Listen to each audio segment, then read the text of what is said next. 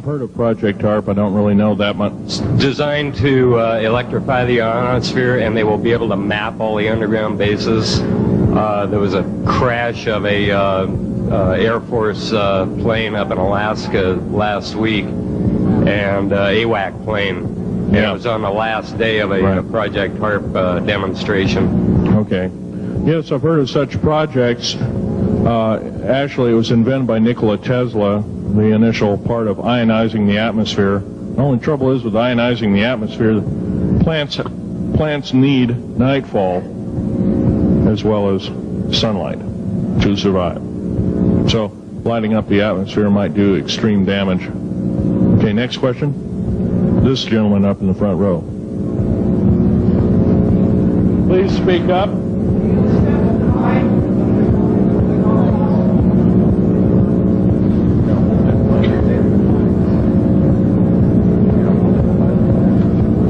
Thank you for taking the question. My question I'd like to ask is this. If the aliens have a 1,200 IQ, can speak all these languages, and are so powerful, what prevents them from just taking over? Well, it's a good question. Basically, they have taken over. All that's left is a bunch of screaming, a bunch of us that have been very complacent. Half of the 131 deep underground military bases are basic cities for them. Right underneath our feet is a macabre sight indeed. You can bet your bottom dollar they've already basically won the war. However, they're being an alien species, we are an alien species to them, and our germs have a tendency to kill them. They're also a dying race, and they're in far worse condition than anybody with the worst case of terminal cancer. They are in need of us to some degree.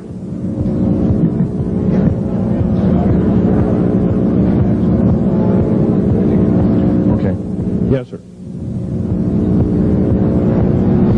Yes, I heard a man speaking about the same things you have been speaking about down in Australia named Stan Dio. Do you know that man? Stan Dio, yes, I've heard of him, but I don't know of him. Are you aware of this asteroid headed toward the Earth? Yes, Nemesis is called Nemesis. It's a brown star. It's probably hollow.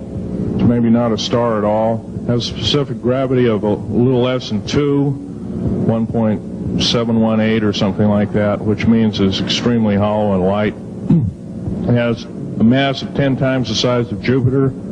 It is so massive, it's dragging comets and meteoritic material with it, and space garbage and debris.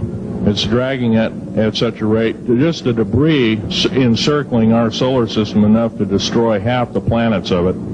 So, yeah, it'll be a threat. It's headed for us right now. Supposedly it'll be here in 2052. Nobody knows for certain, or it'll be within closeness of the Earth, within 500 million miles, which is plenty close indeed. Okay, a few more questions. I got to wrap it up here. This lady here. No, you have to use the microphone. Nobody can hear you.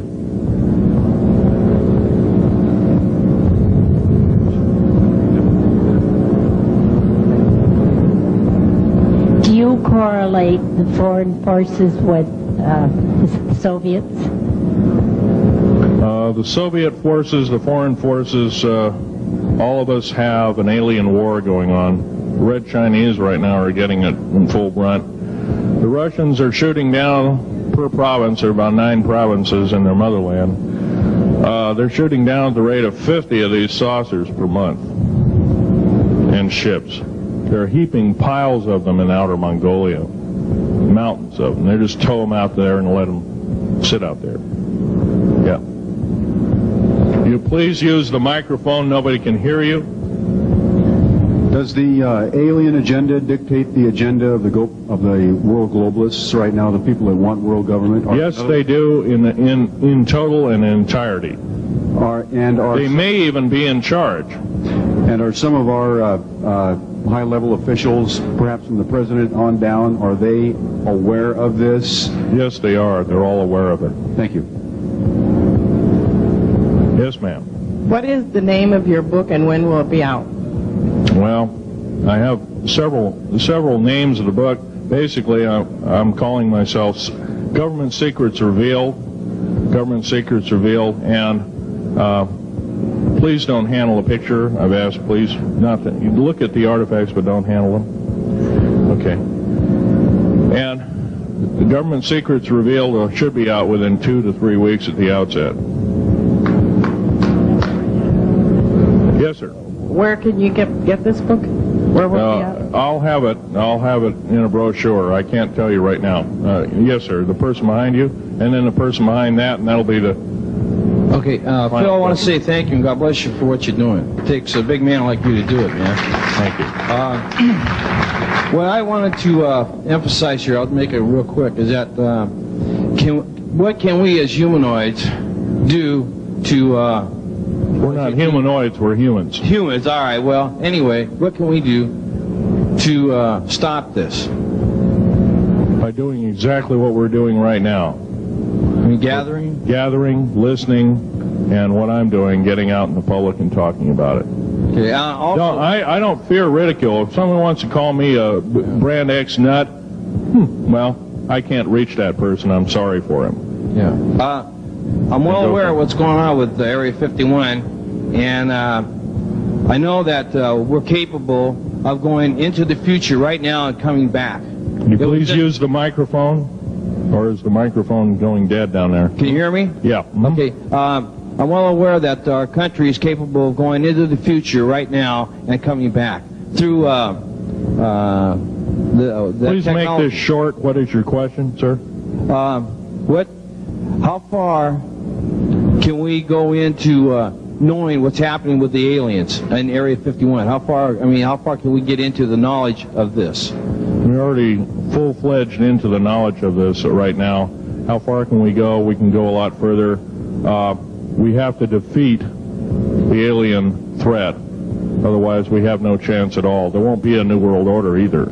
Okay, well, thank you very much. Let's take this last gentleman here. Did the United States government intentionally enter into an agreement with the aliens back in 1940? Let's see, 1954? 1954? Yes, they intentionally, they knew full well what their capacity was. They intentionally did so, supposedly on the premise that they were buying time to get arranged, and this wasn't true. This was a lie dished out to the public and the people in the know at the time, all the MJ members, et cetera, et cetera. It did buy time, but at great cost. As we speak, as I'm speaking, rather, about 6 million to 7 million human beings have been slaughtered by the aliens at the present time, unaccounted for. And of course, there's 1,000 lies to say where they went or where they didn't go. Okay? I'm telling you right now that the lies and innuendo not only have to stop, if we don't believe in them anymore, they're going to stop, guaranteed. One final question. The so-called ascension movement. You know nothing of it. I don't mix. You know nothing of it. Nothing of it. Okay. Thanks.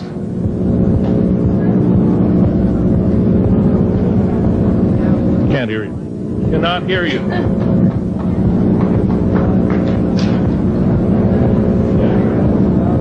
If some of you are short and can't get up and see the artifacts, I'll try and explain them.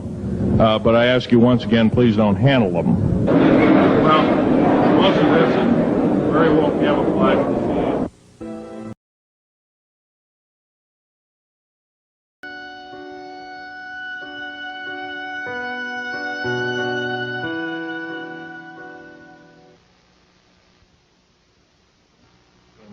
Rather horrendous designs and mechanizations of our federal government structure that I feel directly imperiled not to tell anybody about, so that's why I'm here telling you. In doing so, I'm breaking my security oaths. I am also guilty of breaking major federal law.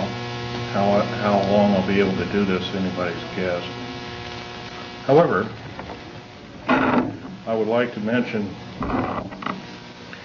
this talk is going to be broken up into 4 main topics. And each of these topics will have some bearing on what you people are involved in, you patriot people, or even some of you people that aren't patriots that may be leaning in that way or considering it. I want you to know these United States are a beautiful place. I've traveled in over 70 countries, and I cannot remember any country that has the beauty as well as the magnificence of its people like these United States. Give you an overview of basically what I am.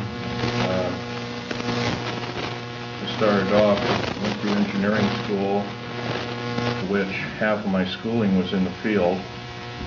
I built up a reputation for being a geological engineer as well as a structural engineer with both military and aerospace applications. I have helped build two main concern bases within these United States that have some significance as far as what is it called the New World Order. Number one is Dulce, New Mexico. I was involved in 1979 in a horrendous firefight with alien human type, whatever you want to call them. And I was one of the survivors. I'm probably the only talking survivor you'll ever hear. Two other survivors are under close guard somewhere in these United States. One is not in very good shape. He's living in Canada. So I'm about the only one around that knows the firefight, that knows all the detailed files of the entire operation. 66 Secret Service agents, FBI and the like, Black Berets died in that firefight. I was there. Number one, part of what I'm going to tell you is going to be very shocking. Part of what I'm going to tell you is probably going to be very unbelievable. So if instead of putting on your glasses, I'll ask you to put your skepticals on rather than your spectacles. But please feel free to do your own homework. I know the Freedom of Information Act isn't much to go on, but unfortunately it's basically the best we've got. Your local law library and your nearest law university is a good place to look for congressional records. So if one continues to do their homework, and one can be standing vigilant in regards to their country. I love the country that I'm living in more than I love my life. I would not be standing before you right now risking my life by telling you these things if I didn't believe it so. The first part of this talk is going to concern deep underground military bases and the black budget. Let me first start by emphasizing the black budget. The black budget is a secretive group, basically a secret budget. It garners 1/4 of the gross national product, the entire gross national product of these United States. At present, the gross national product is around $5 trillion, so 1/4 of that's about $1.25 trillion per year. At least 1.023 trillion, and I say at least, is used in black budget programs like deep underground military bases. Presently, there are 129 deep underground military bases in these United States. Is this our? No, this one doesn't work.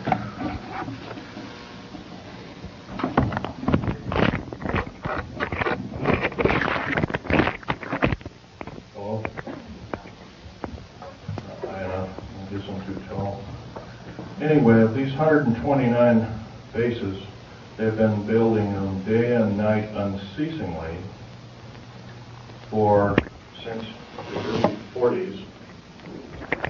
Some of them were built even earlier than that. These bases comprise